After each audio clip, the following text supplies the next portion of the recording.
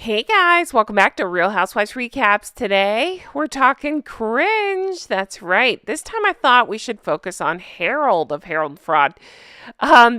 So we're going to deep dive the cringe that was that James Corden interview, what the timing significance was, what the cringiest moments, because that's hard to choose from. There were tons. And we're going to talk about why Harry and Meghan continue to make the worst possible choices every chance they get. So let's jump right on in and discuss this train wreck cringe fest interview.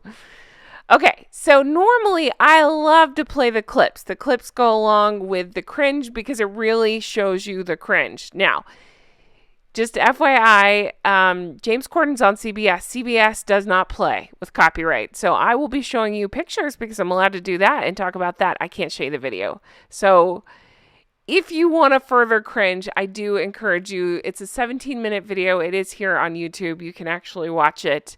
But for today, I will just be showing you pictures along with talking about the cringe. Now, I am no fan of James Corden. I actually have a video somewhere. It's been a while. It's called Why James Corden is the Worst. I have a series of that of people like him that I just can't with. And he is one that I just can't. Anyway. That's neither here nor there. He actually was the least douchebaggy of the two of them. I would say Harry took the prize on this one. So this interview aired February 25th, 2021. Now let me put it in perspective as what was happening when this went down. February 17th, Prince Philip was admitted to the hospital. So again, we see where Harry's priorities are. This aired just days before the Oprah interview. The Oprah interview was March 7th, and again, this was February 25th, both 2021. Much of the interview took place on a double-decker bus, as you can see in the photos in the background. Now, some of it had to do with the Fresh Prince of Bel-Air. They had Harry sing that. They had a Spartan race, but a lot of it did take place on this double-decker bus. Like, see, we're both English. Let's sit on a bus and drink tea. So that's what they did. There was a funny moment where the bus hit some sort of pothole or something and spilled tea all over Harry. So, if it could have hit Corden too, I would have been pretty happy about that. It actually came out via producer after this interview that apparently Harry had wanted to appear on the show and reached out quite often to be on it. I don't know why that strikes me so funny, but it really does. That is so Harry and Meghan. Of course, they're going to reach out and try to be on the show over and over. I mean, people aren't calling him, so he's going to call them instead. You ready for another very Harry and Meghan move? The publicist also reveals that, was it a publicist? No, producer, sorry. The producer reveals that Harry said, quote, he thinks he can cheer people up. He actually said several times he wanted to cheer people up with this interview. He thought, again, just coming off of 2020, early 2021, thinking he can cheer everybody up.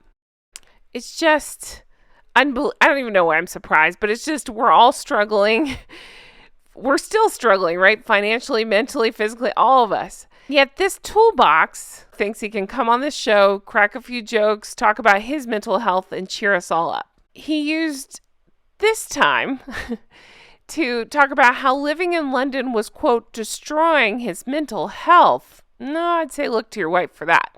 And insisted that he never walked away from the royal family. And he went on to say that he and his wife are all about public service. Just let that sink in, knowing everything we know now, how low they've sunk, how far they've come.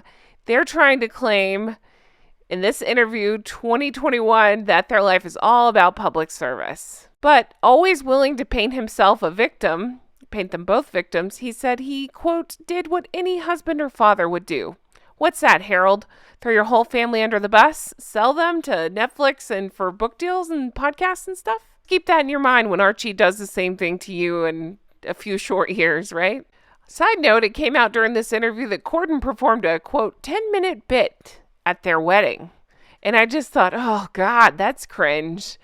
Just the idea of it, performing a bit at somebody's wedding. I'm sure they loved it. I'm sure they all ate it up. But I'm just like, oh, God, you got Harry, you got Fraud, you got Yeah, Corden performing a bit. Isn't mentioned here, but I do believe I remember. I think it was Corden that hosted a dance off at the wedding too. Just again, cringe heard around the world. Okay, so it was also during this interview that we found out another interesting thing.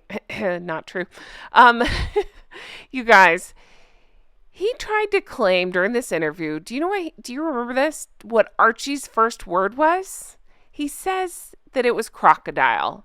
There is no freaking way that a little baby's first word was crocodile. It just doesn't make any sense. It's 3 syllables. There's no way.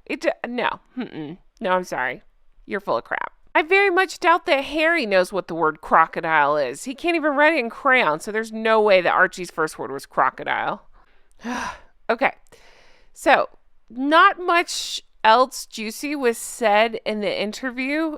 He did admit to watching The Crown and seemed to like The Crown. Now, just think about this. He's sitting here plugging The Crown, again, February 2021, Netflix show. You see where I'm going with this. He was on the Netflix payroll around this time. So, interesting that he puts a big fat plug for a Netflix show, The Crown, right here. And didn't The Crown, wouldn't he have so many reasons to not like The Crown? I'm not trying to shit on The Crown.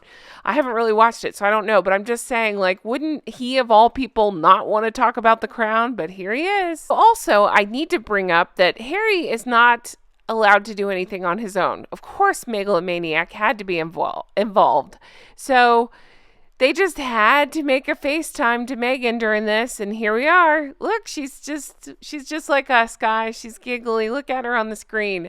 But take a look here. I actually got the image of her on the screen. I'm sorry, which face is this? Where's the bronzer there? I mean, I see some bronzer. She forgot to bronze her neck and chest area, but what am I looking at? What face is this? Who are you? Is this a filter too? Of course, she had to be in on this interview because Harold's not allowed to do anything on his own. He can't think for himself. That's basically the phone equivalent of the double claw, right? I'm here, Harry. You will not do this without me. You will not say things without my permission. So when I was researching this to refresh my memory, because I did watch this at the time and thought, oh, what is this?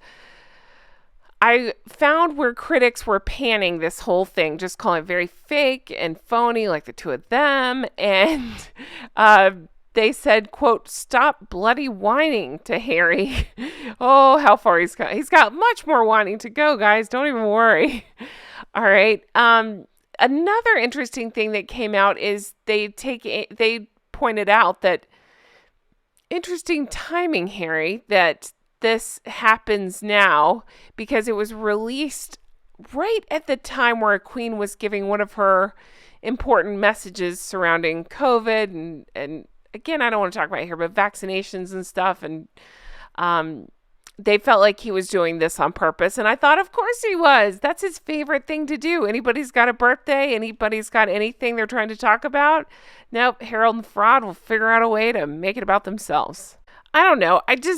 On thinking about this and again, looking back with the lens of everything we know now from Spare and everything, the Netflix stuff, everything we've seen from these two, it just feels like, it was obviously a way to get himself on TV, to get himself out there more. It was in the middle of this big, I guess, media blitz where they were doing everything they could to continue to do.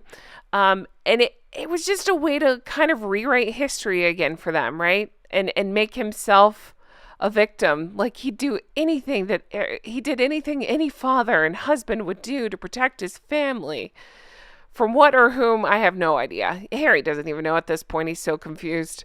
Another chance to bash the media, his favorite thing to do while talking to media. Again, a point that seems to be lost on Harry. But another way to rewrite history and take aim at his family. Another of his favorite pastimes. But just remember, guys, if anybody gets down, whether it's the media and his family, and they're feeling bad about all the crap that he and his stupid Instagram-loving bitch wife like to do, then I would say, don't worry. He seems to think he can cheer everybody up. That's a thing that he thinks he can do. The two of them. Again, a match made in hell. And actually, I would add Corden into that. The three of them. Enjoy that. You're all nauseating pricks. Anyway, guys, that was a lot of fun. I enjoyed deep diving this, and I wouldn't say I enjoyed watching it again, but I enjoyed looking at it again from the lens of everything we know now and how low they've continued to sink and how far they've come. There's that. Anyway, guys, I hope you enjoyed this as much as I did. I always appreciate you all so very much. Thank you for being here. Thank you for all the lovely comments. Thank you just for everything. If you want to further support the show, we do have merch. We have Make It Make Sense. Recollections May Vary. Oh, I never talk about it. We have the In a World of Meghan's Be a Catherine. So check that out. And if you also want to support the show, we have Patreon. Patreon.com/Real Housewives Recaps. That's where you can become an executive producer and get your shout out. Speaking of which, I'm going to shout out my executive producers now. So huge thank you to Linda. Thank you, Melissa. Thank you to Paige. Huge thank you to Teresa. Thank you, Mary. Thank you, Amy. Thank you, Mr. K. Thank you, Kay. Thank you, Shauna. Thank you, Brenda. Thank you, Aaron and Frank. Thank you, Kristen. Thank you, Ann M. Thank you, Amanda. Thank you, Ann H. Thank you, Karen. Thank you, Corey. Thank you, Glynis. Thank you, Karen. Thank you to Dewey. Thank you, Patty. Thank you, Adair Becker. Thank you to Erica. Thank you, Amber. Thank you, Annette. Thank you, Barb G. Thank you to Diana. Thank you, Allison B. Thank you, Jean. Thank you, Lori. Thank you to Pauline. Thank you to KT. Thank you, Jolene. Thank you, Stromboli. Thank you, Catherine. Thank you, Loie. Thank you, Lucy H. Thank you to Georgia. Thank you, Susie. Thank you, Nikki. Thank you, Robin's Landing. Thank you to Helen. Thank you to Mara. Thank you, Ashley C. Thank you to Molly. Thank you, Amber. Thank you, Ashley. Thank you, Amanda. Thank you, Michelle. Thank you, Sand Squid. Thank you to Rach. Thank you, Linda. Thank you, Leslie. Thank you, Dee Dee. Thank you, Nina. Thank you, Heather. Thank you, Tracy. Thank you, Penny. Thank you, Domby. Thank you, Android P. Thank you to Sheena. Thank you, Aaron M. Thank you, Faye. Thank you, Judith. Thank you, Spectrum Mom. Thank you, Vanessa B. Thank you, Christy. Thank you, Michelle. Thank you, Mimi Heathcote. Thank you, Misty. Thank you, Luna. Thank you, Candy. I so appreciate you all. Thank you if you are on the Patreon. Thank you if you're an executive producer. And hey, if you're not, definitely check it out. We have a lot of fun over there. Guys, I hope you have the best day, and I will talk to you again soon. Can't wait to bring you another video like this. Take care. Bye-bye.